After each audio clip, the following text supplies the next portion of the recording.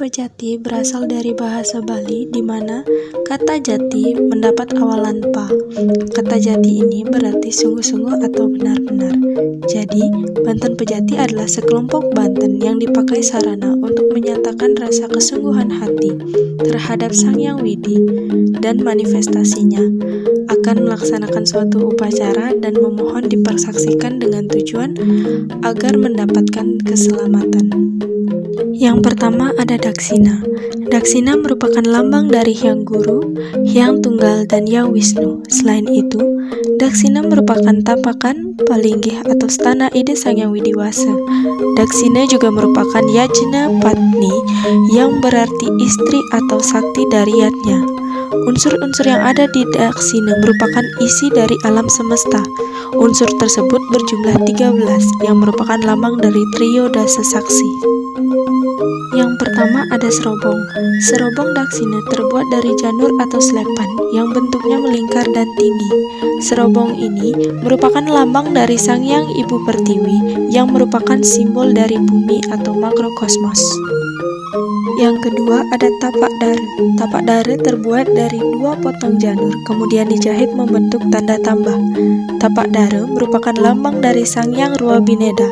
Selain itu, tapak dare adalah lambang swastika yang berarti keseimbangan dan keadaan yang baik. Yang ketiga yaitu beras agemal. Beras yang digunakan dalam Daksina ini dipergunakan hanyalah segenggam. Beras merupakan lambang dari Sang Hyang Bayu dan segenggam merupakan simbol dari kekuatan.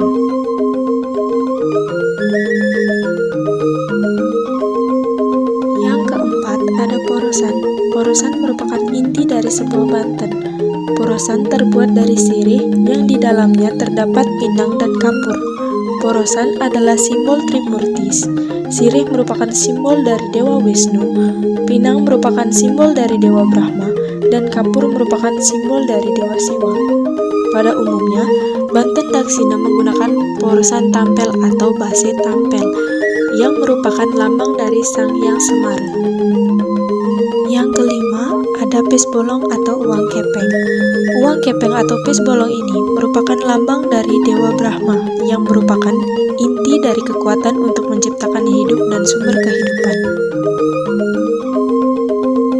Yang keenam ada kelapa. Kelapa yang digunakan adalah kelapa yang sudah dikupas kulit dan serabutnya dan disisakan ujungnya.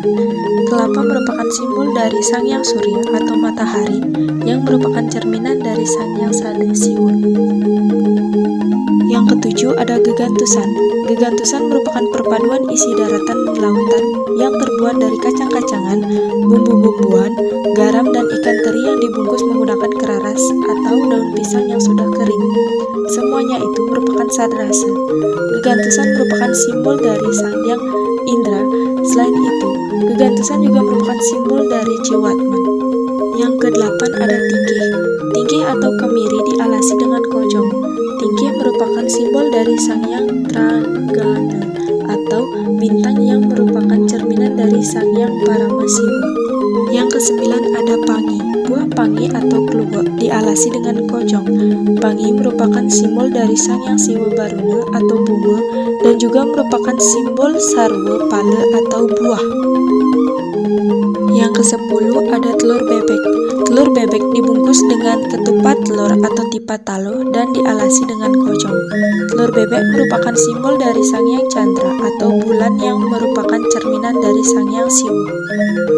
Yang ke-11 ada benang tebus putih. Benang tebus putih dililitkan di ujung kelapa yang merupakan simbol dari Sang Hyang Aji Akasa atau awan. Yang ke-12 ada sesari. Sesari ini sebagai lambang saripati dari karma atau pekerjaan atau dana paramita. Yang pertama ada canang daksina. Canang daksina terbuat dari janur dibentuk sehingga menyerupai pusungan rambut, yang dimana sesungguhnya tujuan akhir manusia adalah Brahman, dan pusungan itu simbol dari pengerucutan dari indra-indra. Yang kedua ada canang pesucian.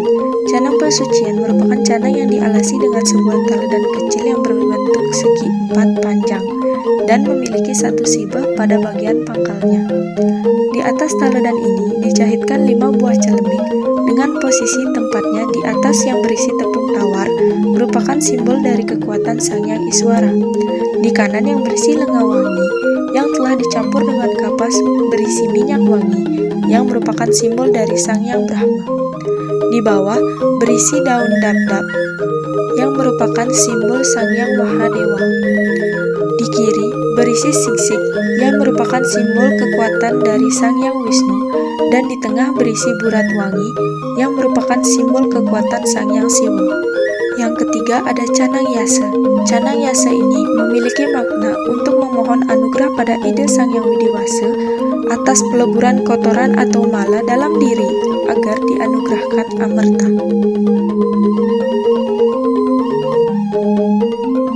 Selain daksina, di dalam pejati juga ada peras. Alas dari peras menggunakan tamas berisi kulit peras. Di atasnya diisi perlengkapan berupa tetukon, terdiri dari base tampelan, beras, benang, dan uang kepeng. Kemudian diisi 2 buah tumpeng yang merupakan lambang dari lingga atau gunung, disertai dengan rerasmen memakai celemik sebagai lambang dari Triguna. Selain rerasmen, berisi pula jajan dan buah-buahan yang memiliki makna hasil dari perbuatan. Di atasnya memakai sebuah sampian peras yang merupakan permohonan lahir batin melalui catur marga. Sampian peras dilengkapi dengan porosan, bunga, kembang rampe, dan mie-mikan. Secara umum, peras berfungsi sebagai mengesahkan sesuatu karena kata peras berarti sah atau resmi. Kata peras juga diidentikan dengan kata preside yang berarti berhasil. Dalam lontaryatnya Prakerti, peras merupakan lambang dari Sang Hyang Triguna Sakti. Demikian juga halnya dalam penyelenggaraan Pemberline Banten.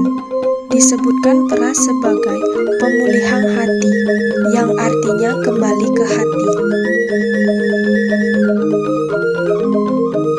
Di dalam pejati juga terdapat sodan. Sodan ini menggunakan alas berupa tamas. Di atas alas tersebut berisi 2 buah penek yang merupakan lambang dari danau dan lautan, atau Purusa dan Pradana. Terdapat pula rerasmen yang alasnya dapat memakai celemik. Kemudian terdapat rake-rake. Kemudian di atasnya diletakkan sampian plaus yang berbentuk segitiga yang dilengkapi dengan porosan, bunga, kembang rampe, dan mie-mikan. Sodan ini berfungsi sebagai bentuk suguhan kehadapan ide Sang Hyang Widiwasa. Dalam pejati juga terdapat tipat kelanan.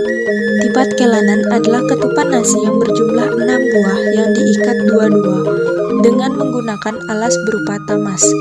Tipat ini diletakkan melingkar dengan ujung ikatannya berada di tengah dan disusun dengan celemik sebagai tempat garam dan telur. Kelanan ini merupakan simbol dari pembersihan dan penyucian terhadap satripu.